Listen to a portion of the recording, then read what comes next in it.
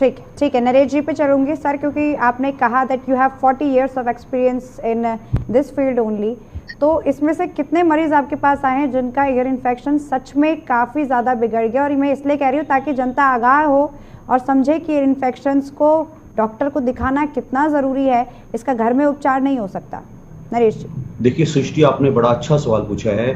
देखिए, most patients who land up at a general practitioner और a family physician और physicians clinic में almost I would से 30% patients ENT type वाले होते हैं, बट मोस्ट आर यूजुअली यूआरआईज। उसमें कफ एंड कोल्ड वगैरह ज्यादा होता है, थ्रोट ज्यादा खराब होता है, तो उसमें ईयर ज्यादा इन्वॉल्व नहीं होता। तो I would say hardly 1 to 2% या मैक्सिमम 3-4% पेशेंट्स होंगे which I believe may need specialist care. और इसी संदर्भ में एक बात मैं और कहूंगा कि आम जनता हमारे देश में जितना एंटीबायोटिक इस्तेमाल होता है, सबसे ज्यादा इस्तेमाल यूआरआई यानी कि अपर रेस्पिरेटरी इन्फेक्शन के लिए इस्तेमाल होता है। Most cases are viral type, they do not eat antibiotics.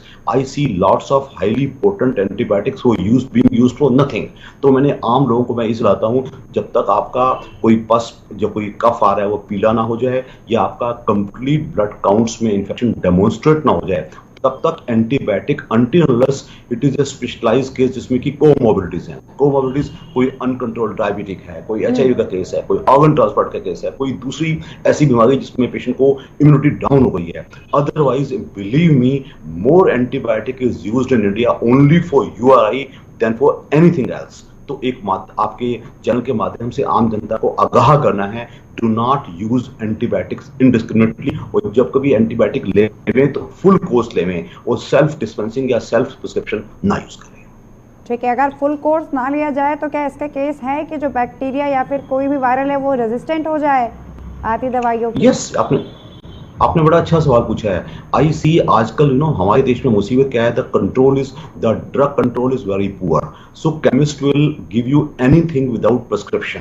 तो पेशेंट अपने आप ही चले जाते हैं, डॉक्टर साहब मैंने 4 गोलियां खा ली, मैं ठीक हो गया। तो उससे ना पेशेंट का फायदा है ना एंटीबायोटिक का फायदा है। रेजिस्टेंस डेवलप होता है और एंटीबायोटिक खराब होते चले जाते हैं। More and more bacteria become resistant to such antibiotics. So इसलिए आम जनता को आगाह किया जाता है कि indiscriminately and without doctors prescription antibiotic ना लेवें। और देश की सरकार को, ड्रग कंट्रोलर को आम हिदायत होनी चाहिए कि वो बिना प्रिस्क्रिप्शन केमिस्ट एंटीबायोटिक डिस्पेंस ना करें। बिल्कुल जरूरी है ये सख्ताई बरतना।